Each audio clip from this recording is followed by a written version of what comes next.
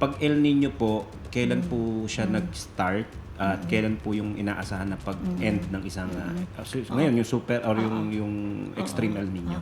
Usually po kasi nagsisimula talaga yung El Nino yung kapag malapit na yung tinatawag nating Kapaskuhan or Amihan. But then may mga nag-i-start po mga around June, July, August, which is usually kapanahunan ng ating habagat.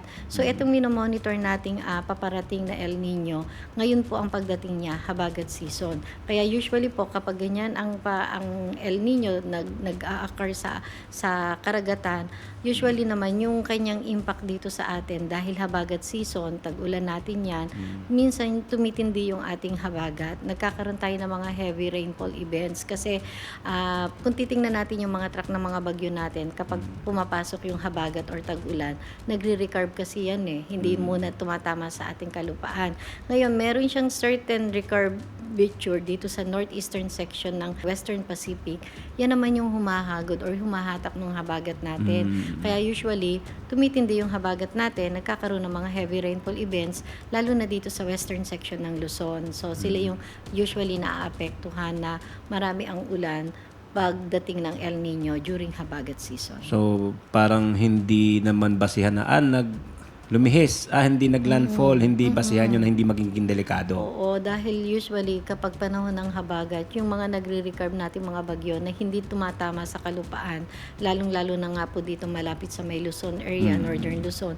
So yan naman po yung humahagod or nagpapalakas ng habagat natin or yung southwest monsoon. Mayroon po ba tayong pwede ma-example na ganyang scenario na walang bagyo tapos nag-recurve pero talagang nagkaroon ng matinding pag-ulan? Oo, marami na tayong mga ganun na nagkaroon ng mga habagat season. So kung babalikan natin yung around 2014 I think or 2015 na meron tayong El Nino na meron tayong mga matitinding habagat. So pwede nating balikan yung mga ganung datos natin. And meron ding instances na kapanahunan ng habagat pero nagkaroon tayo ng bagyo gaya ni Tropical Storm Ondoy. So nung time na yon ay nag-pronounce ang DOST Pag-asa na merong developing na El Nino nung buwan ding yon ng September. And then come September 26, nagkaroon tayo ng Ondoy. So ibig sabihin po, kapag El Nino ay hindi lang ibig sabihin ay magkakaroon tayo ng kabawasan sa tubig ulan. Lalong-lalo na kung ito itatama during habagat.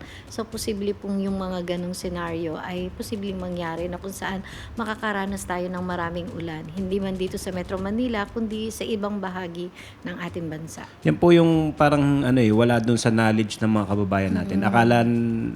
Siguro masabi natin, akala ng karamihan pag sinabing El Nino, basta dry season yan, walang ulan, hindi po pala ganun talaga ang konsepto ng El Nino. Tama. El Nino doesn't always means drought. So, sinasabi lang natin, tumataas yung tsansa na mababawasan yung ating tubig ulan. Pero hindi ibig sabihin na walang ulan or laging magda-drought. Kasi nga po, may mga possibility at based sa historical data natin, may mga datos ang Pag-asa na lagi pong matindi ang ating habagat season kapag pumapasok po or nade-develop ang El Nino. Ano po ang kapalit ng extreme El Nino? Anong kapalit niyan? Meron bang mabubuo ng mga malalakas na bagyo after that? Historically kasi, whether weak, moderate, or strong El Nino, yung ating mga bagyo, lagi merong typhoon at super typhoon category. Although sabi nga natin dahil malayo yung tropical cyclone development, dahil medyo malamig nga ang karagatan malapit sa atin, pero yung malayo sa atin ay mas mainit. So sila yung favorable sa tropical cyclone development. Ngayon, kapag yan naman ay nabuo at nagtagal at dire-diretso dito papasok sa ating bansa, yun yung posibleng maging typhoon at super typhoon category. So, ibig sabihin, pwedeng malakas ang hangin or pwede ring marami yung dulot na ulan nito. So, bago natin maranasan yung tinatawag nating dry spell or prolonged drought condition.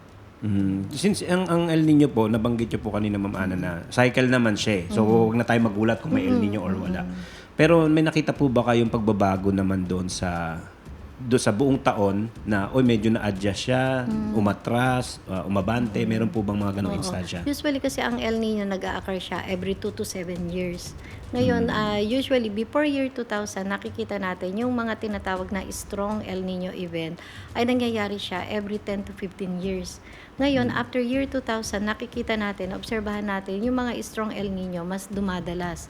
Hindi na siya every 10 to 15 years. Maaaring every 7 to 10 years or 5 to 10 years. So, yun yung nakikita natin na mas dumadalas yung mga strong El Nino events. Pero yung occurrence niya, pwede rin mga ganon around 2 to 7 years. And mas maikli naman yung duration ng El Nino kung ikukumpara naman natin dun sa La Nina. Nung time po ng Ondoy, may developing El Nino. So parang ano yun, panahon ng tag-ulan, pwede siya mag-develop? Yes, tama ka. So, gaya ngayon, dahil Northern Hemisphere summer kasi, yun June, Opo. July, August. So, ibig sabihin, mainit dito sa Northern Hemisphere. Kaya, ibig sabihin, favorable din yung malawak ang pag-init ng temperatura ng karagatan natin.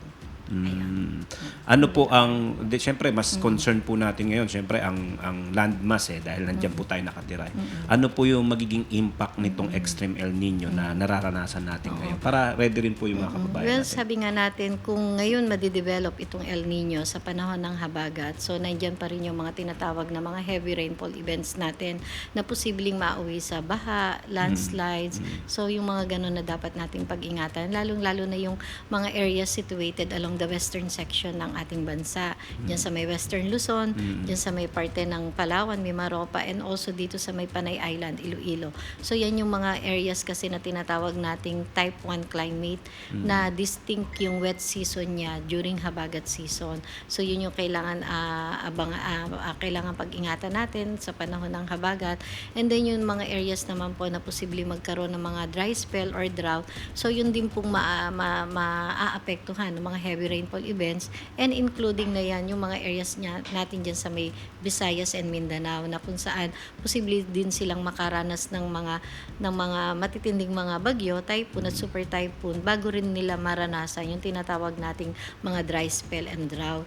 Kaya ito yung very critical yung preparation tsaka yung timing ng mga interventions ng ating pamahalaan at ng ating community kasi dalawang extreme events ang posible o dapat nating paghandaan Hindi lang yung dry spell or yung drought, yung kakapusan sa tubig, kundi magkakaroon tayo ng maraming tubig muna bago tayo makaranas ng kakulangan sa tubig ulan.